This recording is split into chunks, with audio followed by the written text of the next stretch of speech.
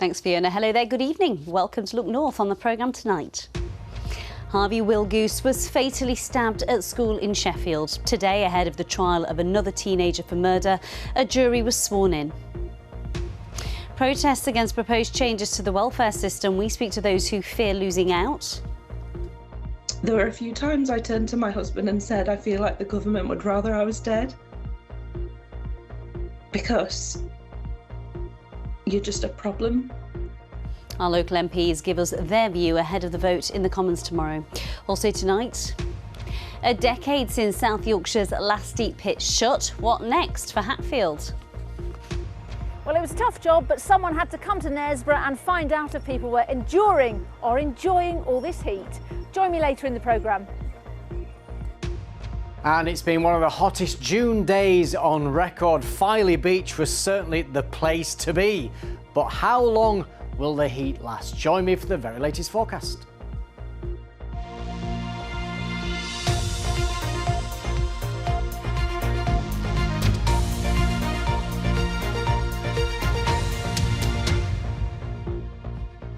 Hello there, I hope you're managing to stay cool. Welcome to the first Look North of the week. A jury has been sworn in to hear the case of a young boy who was stabbed to death by a fellow student at a school in Sheffield. Harvey Wilgoose, who was 15, died after being stabbed at All Saints Catholic High School in February. A trial is set to begin tomorrow, where a 15-year-old defendant has denied murder. The boy admitted manslaughter at a previous hearing. Ollie Constable has been in court today. Harvey's family said he was a caring, loving and funny young man.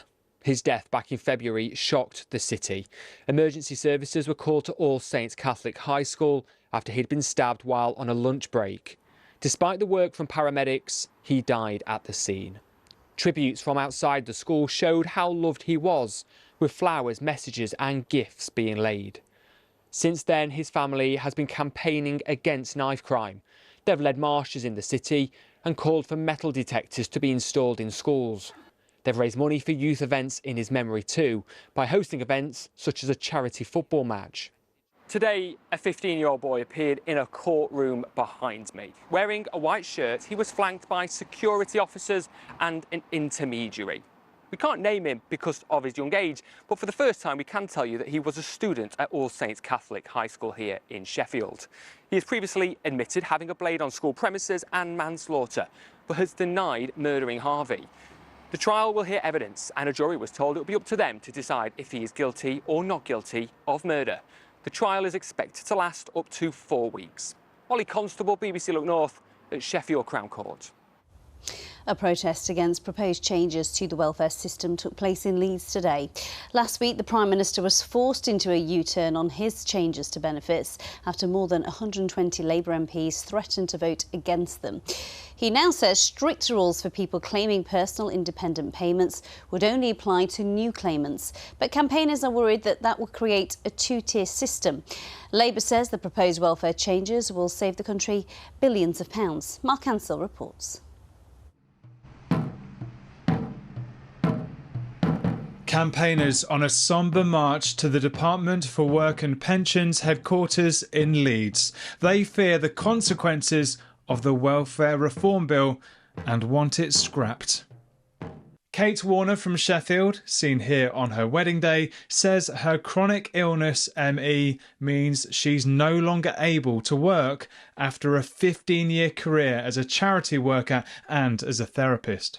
It's made her so unwell she can't leave her home.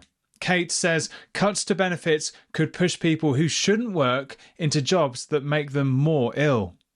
There were a few times I turned to my husband and said, I feel like the government would rather I was dead. Because you're just a problem and you cost them money and they just, they don't care. The government has made concessions over its planned changes to benefits. For example, people currently receiving the personal independence payment will continue to do so. But the new proposals will still affect future claimants. Philip Williams is a disability rights campaigner from York. She says even the amended proposals to welfare cuts would be really damaging. There's an awful lot of anxiety and downright fear that has been created by these proposals. A number of disabled people have said, they really don't know how they will survive if they go through, and, fear that they will become destitute. MPs are due to vote on changes tomorrow, and there are mixed opinions among our members of Parliament from Yorkshire. Well, I'm relieved because it means that anyone on PIP at the moment isn't going to be affected. As I say, I've got to look at the detail and think about whether it's the right way forward for new claimants from November 2026. I'm really concerned about there being a two-tier system, and I know that many of my colleagues are sharing in that concern, and I really need more reassurance that any kind of review that's happening with the involvement of disabled people, which I really, really welcome as a disabled person myself, on the PIP criteria, that people don't lose out and that there isn't this two-tier system. I will see what I'll do when I've spoken to disabled people's organisations and constituents. I think that this is much better than it was, and it's really commendable that the government have listened to backbenchers who've got a lot of experience and a lot of concerns on this. The Prime Minister has said the UK's benefit system is broken and fixing it is a moral imperative. MPs are running out of time to decide how to vote tomorrow. Mark Ansell, BBC Look North. Well, earlier I spoke to Warren Kerwin from the charity Scope, who support disabled people. I asked him for his reaction to the welfare bill. Well, we want the government to pull this bill. There's still 150,000 disabled people at least who are going to poverty. It's estimated that new claimants will be about £8,000 a year worse off. At no point has the government really consulted with disabled people on these specific changes, so we want them to pull the bill. What about the government's concession on this, that it will just apply to new claimants? That's simply going to create a two-tier system. You're going to end up with disabled people, or two disabled people in very similar situations, still having the same extra costs, but unfortunately one will receive a lot more money and support than another, and that I don't think is sustainable. The Prime Minister has said that the UK's benefit system is broken and fixing it is a moral imperative. What is the alternative? Well, we're spending roughly the same amount in terms of GDP as we were on the welfare system 10 years ago. I think what the government needs to do is go back to the drawing board, sit down, work out with disabled people how the benefit system can be improved and how it can work for disabled people. Isn't there an argument that people who are claiming disability allowance, some of them can still work and claim benefits at the same time, giving them a purpose to get back into the workplace? Well, most of these cuts are coming in personal independence payments, and that you receive whether you're in work or out of work. It's not a work-related benefit. So it exists because life costs more if you're disabled, and those extra costs will still be there whether you're in work or out of work. Or if you take it away from people, you will make it much harder for them to get into work. Warren, looking ahead to tomorrow, bearing in mind the changes that have been introduced the last few days, what do you anticipate will happen? Well, we hope that MPs will vote against this bill. We hope the government will pull this bill. But in the case that doesn't happen, I think we have to be realistic about the impact that it will have. It will still push at least 150,000 disabled people into poverty. New claimants will be up to £8,000 a year worse off than existing claimants, and there's no evidence that it will push more or get more people into work. So we really hope the government pulls this bill. Warren, thank you for your time. Thank you. And we will, of course, report across the BBC on that vote tomorrow. Let's have a look at some other stories coming into our newsroom now. A man has died after going into a reservoir in West Yorkshire. Emergency crews were called out to Chellow Dean reservoirs near Bradford at 4:30 yesterday afternoon after reports that a man had gone into the water and not re-emerged. A body was found a short time later. Police say they're not treating his death as suspicious. Part of the M62 in West Yorkshire has been closed for most of the day after a lorry caught fire at about 6:30 this morning. It happened on the westbound carriageway between junction 22 and 23 near Huddersfield. At one point this morning there were 6 miles of queues and long delays. The fire service says no one was injured. Two major roads to Temple Newsam Park in Leeds could be closed to tackle antisocial behaviour. Leeds City Council wants to close the main road on Elm Tree Walk into Temple Newsam permanently after complaints over vandalism and staff safety. Temple Newsam Road near the golf course would also close overnight. Staff at the University of Bradford are starting 10 days of strike action today in protest of £16 million worth of cuts. Members of the University and College Union voted to take industrial action over the plans, which would see 230 jobs lost. The university says it's facing significant financial challenges. Now, 10 years ago, the coalface went quiet for the final time at Hatfield Colliery, the last deep coal mine in South Yorkshire to close. I remember it really well. Well, now a decade on, the land will be given a new lease of life. Redevelopment plans for the site include 3,000 new homes, complete with a marina and its very own town centre. Phil Bodmer is there for us this evening and has more. Time has stood still for these headstocks. It's 10 years since their wheels last turned. Hello, good evening. Welcome to Look North. Tonight, we're live at Hatfield Colliery in South Yorkshire, where coal production here has ended after 100 years. For almost a century, Hatfield Main Colliery was at the heart of Yorkshire's deep coal mining industry. That is the first piece of coal that came out of Hatfield Main. And you've also got, conversely, the last piece. And this is the last piece of coal that came out of the pit as well when it shut. For miners like Keith, the pits may have gone, but the memories live on. Well, it was the lifeblood of this community.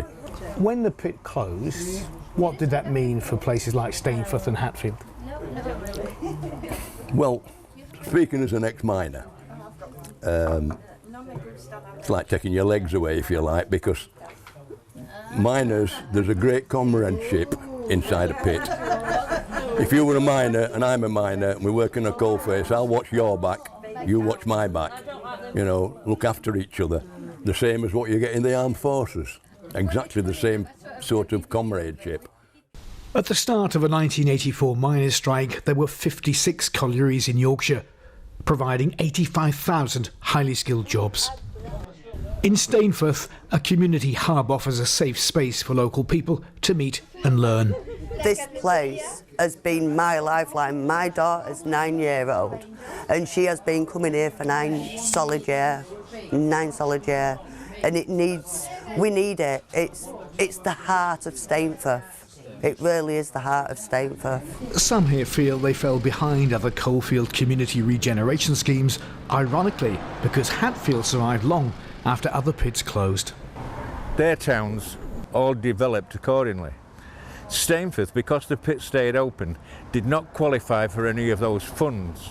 So, although the pit stayed open, there were very few people working there, most of them from outside of Stainforth. So, the village has just deteriorated and got worse and worse because of the lack of investment.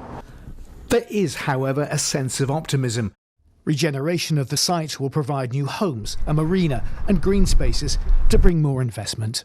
Local children have been learning through art about their mining heritage. There used to be loads of people and they used to mine for all the coal and that. It's important because then we learn our culture and our understanding of the village. Young people have said when we've been out is that they would like to learn about the pits, they want to know about their heritage. So it's really important for them to understand and have that knowledge. And appreciating the past could provide the key to unlocking the future. Old King coal may have gone, but here in Stainforth, there are still plenty of reminders to ensure it will never be forgotten. Well, let's go live now to Phil, who's in Doncaster for us. Phil, I remember it was a lovely warm day again 10 years ago when that pit closed. How are people feeling a decade on from this closure?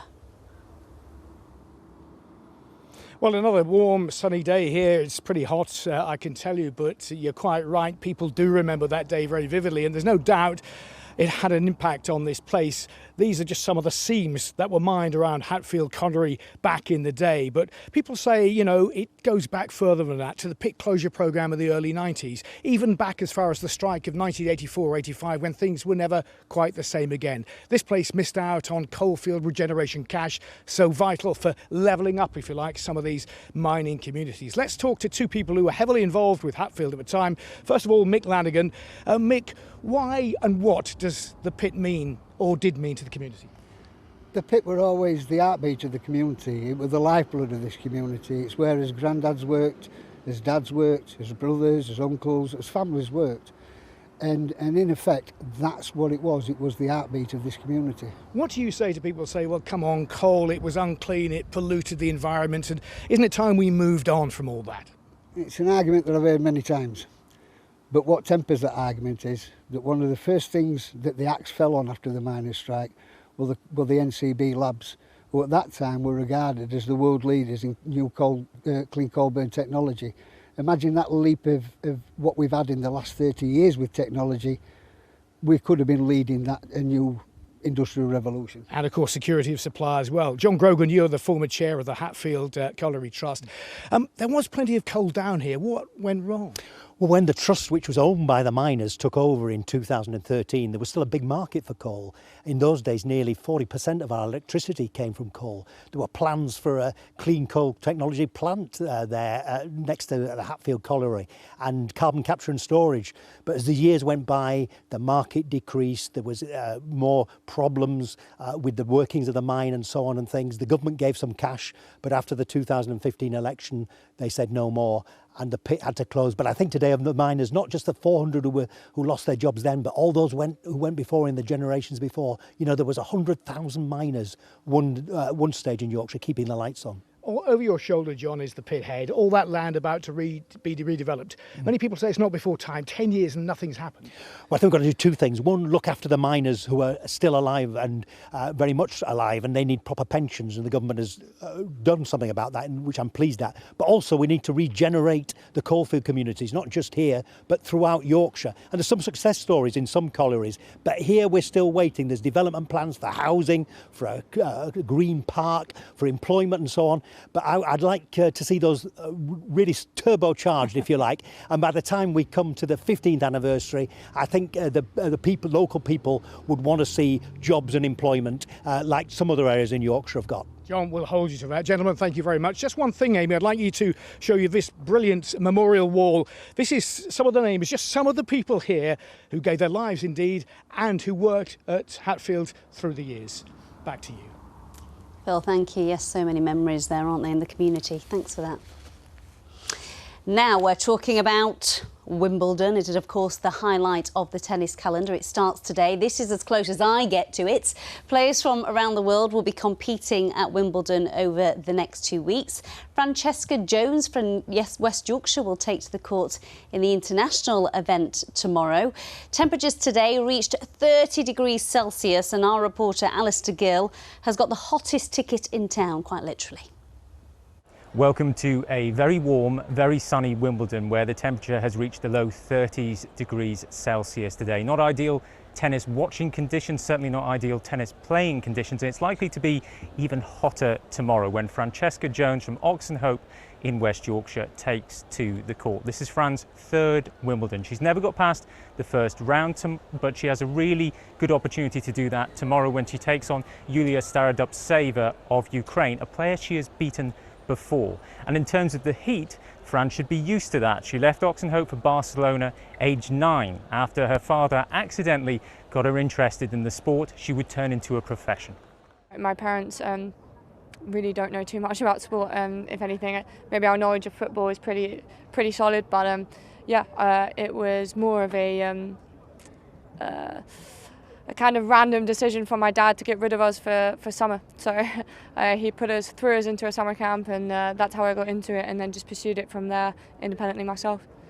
Every opportunity you have to relish at Wimbledon, so I think it's again just another year to really firstly be grateful for the opportunity and keep chasing my my ability to be here on my own accord. One of the things people always mention about Fran Jones is that she has the genetic condition EEC. It means she has fewer than 5 toes on each foot, affecting her balance when she takes to the court.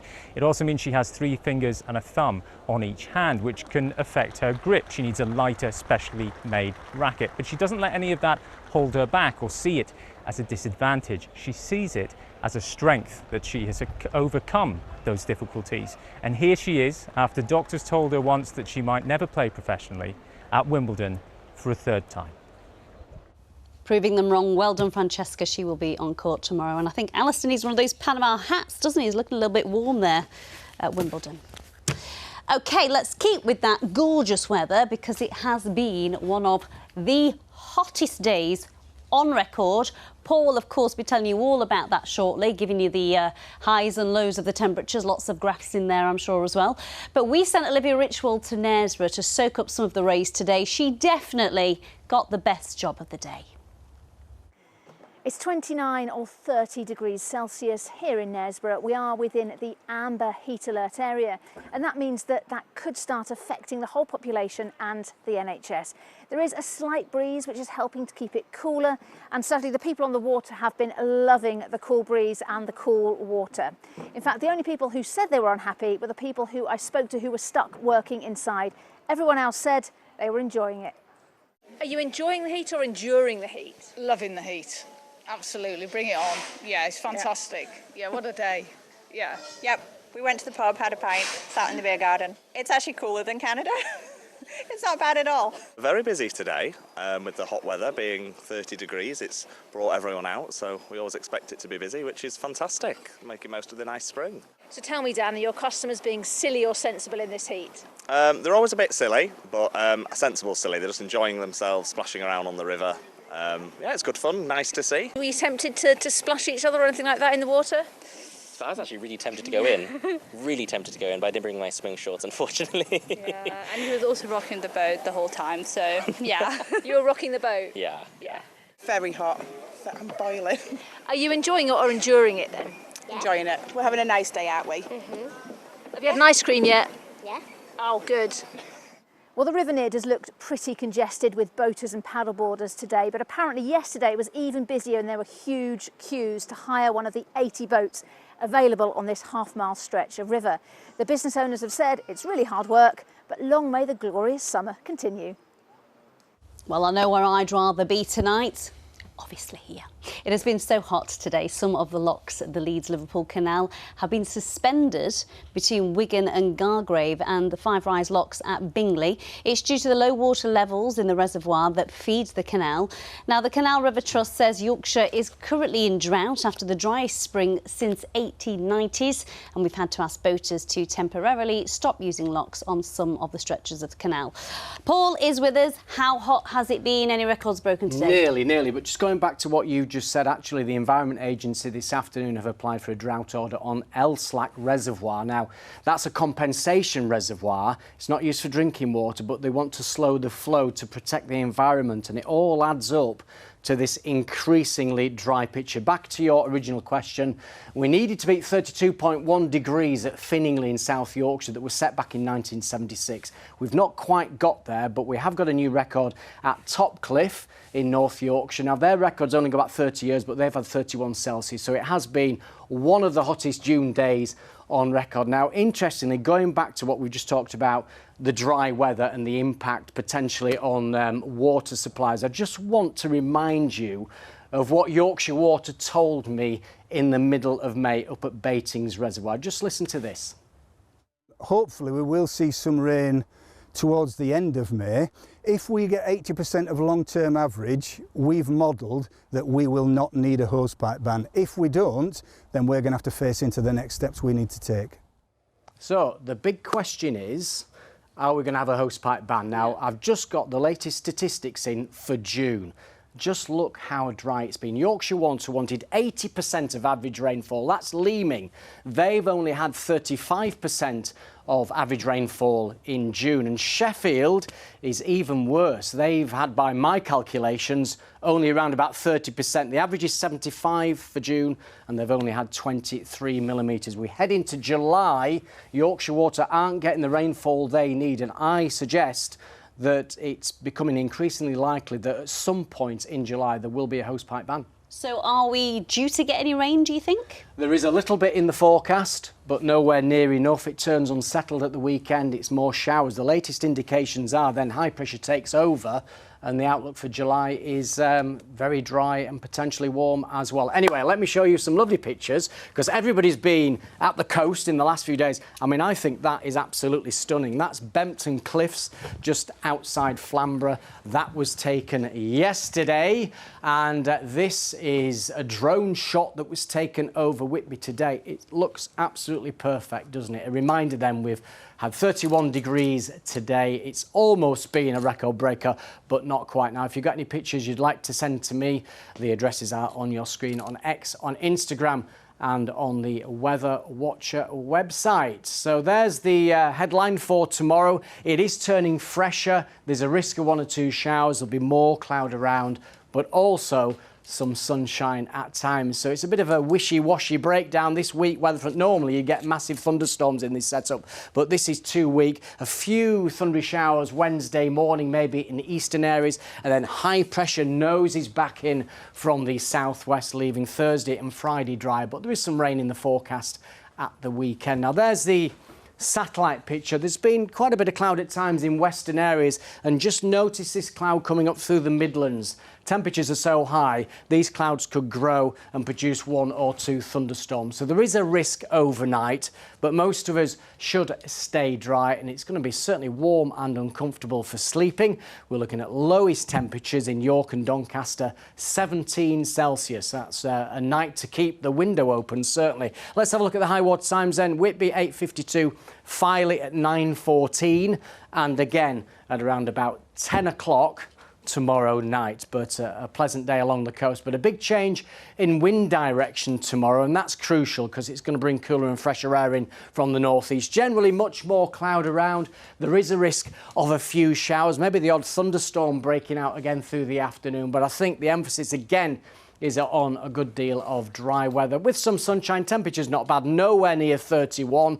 We're looking at nearer 23 tomorrow. That's 73 Fahrenheit. Notice those wind arrows. The air's coming in from a relatively chilly North Sea, so it will feel cooler and fresher across much of our region. Further ahead then, Wednesday looks quiet and settled. A risk of showers, especially in eastern areas, but it becomes fine with some sunshine from the west. Thursday and Friday, high pressure back in charge. That means 2 fine days with some sunshine, and then it looks like low pressure takes over for the weekend. Showers, even some longer outbreaks of rain to come, so a changeable outlook. But if you don't like the heat, it's going away in the next 24 hours. That's the forecast. Oh, we are all going to welcome a little bit of rain, aren't we? I think so. Yes, that's it from us. Thanks, Paul. Tom Ingle will be here with the late news. Make sure you keep drinking lots of water and protect yourself in the sun over the next few days. That's it from us. Bye-bye for now.